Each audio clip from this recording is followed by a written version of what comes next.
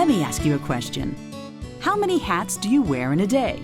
If you work outside the home, sure, there's that. But do you also coach your son's Little League team or your daughter's soccer team? Are you the one who always brings the snacks at the swim meet? And if you have children, do you bring them along when you work at the local food pantry gardens or help out at your local animal shelter? A 2019 study shows that Iowa ranks in the top 5 states in the nation for volunteerism. Iowa farmers have long known that being a part of their community is more than raising pigs or growing corn or soybeans. Hi, I'm Lori Johns. In today's ChopTalk, we're looking at farmers' footprint in the local community. Studies show that young farm families in particular are very involved in their communities, with 67% having off-farm jobs. It's about more than paying the bills. Family farmers like Brian Lundell say it's about showing the whole family how to pay it forward. So in addition to the people that you hire and you have the family that all works together, being part of the community is important to you, right? Tell me about that and the ways that you contribute. Yes, being part of the community is important, and it was important when I was younger, but it has become more important as a person gets older as well, older and wiser. And I had the opportunity to join the fire department, and it's something that I love to do. I like the physical aspect of it. I like helping people when people are in need, and so I just love to be able to help as long as I'm physically able to. And of course, my older brother Brad is a good role model because he is very actively involved in other organizations, so it's good to have somebody to kind of lead the way. So you think, how important is it that people understand the contributions that farmers make these days? Because it's not just about raising pigs, you know, like the 200-year-old model where you raise pigs and that's what you eat, and that's about pretty much it. It's times have changed so much. Yeah, we raise pigs with the same moral views. It's just differently. Like Brad and I were talking the other day, you know, our barns are larger, but the same aspect. We go in, we take care of the pigs just as our dad did back in the day. Now, there's a misunderstanding sometimes about today's farming and how things are done, and when a lot of changes were made, you know, we're raising pigs inside. Like I said, it's diverse. Some are outside, some are inside. But if they don't see it anymore, then that raises questions. Sure. Every day we wake up and the first thing we do is we check on the pigs. We want to make sure when we get there, if there are any issues, we can address them first thing in the morning.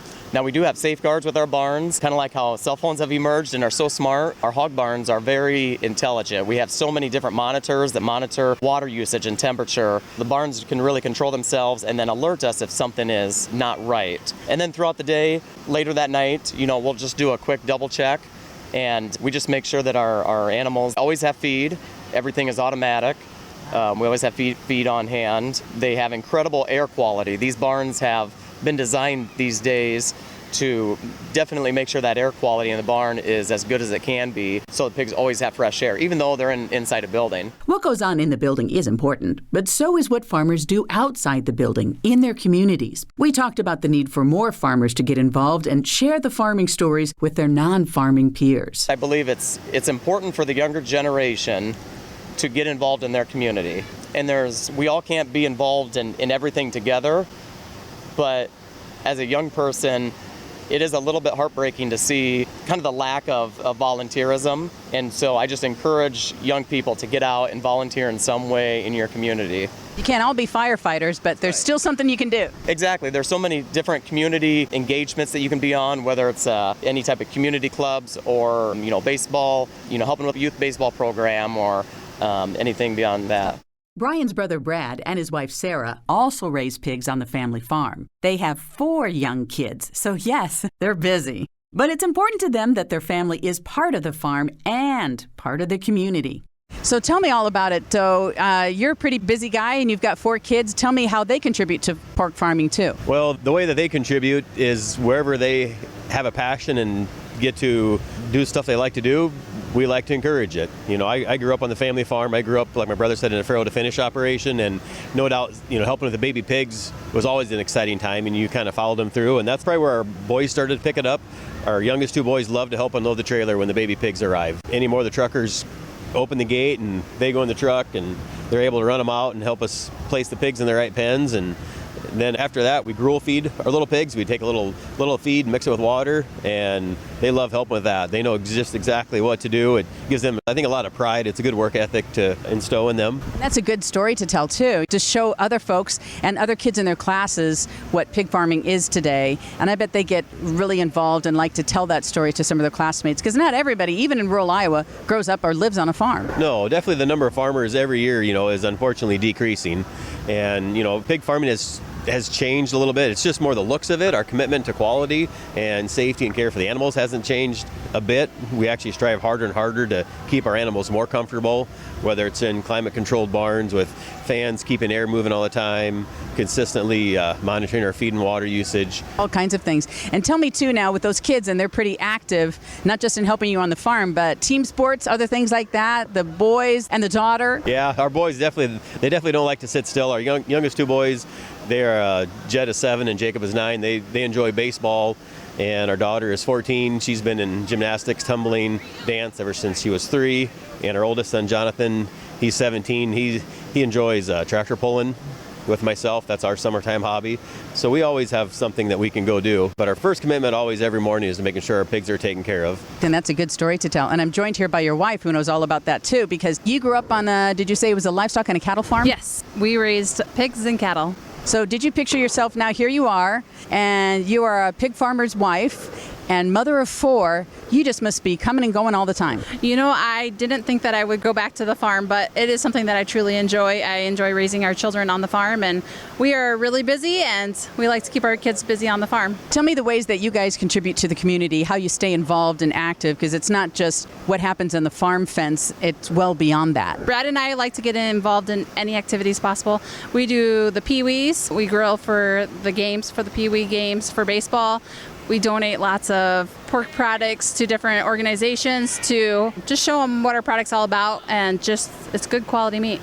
The whole idea of being part of the community is a lesson that Brad and Bryant learned from the elder members of the Lundell family, Jim Lundell, their dad, as well as their uncle, Vance Lundell. They have plenty to be proud of when it comes to the kids and grandkids.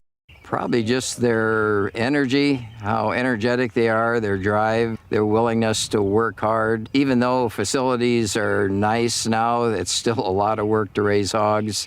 It's a real commitment. It's not something you decide you'll take a few weeks off.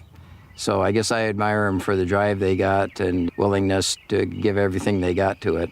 Well, I'm so proud of them both, because Brad's got 4 kids, and he really does a good job going to their games and ball games, and he's on the school board. And even though he has almost got too much work, why, he always gets it all done. And same way with Brian, he's never against taking on a new project. So, he's on the volunteer fire department at Kyron, and he really does a good job at that. They're lucky to have guys like him, and we're just so proud of that, that it's really neat. Just that I'm glad they're doing what they're doing. I like their enthusiasm. Both of them are actually looking at expanding.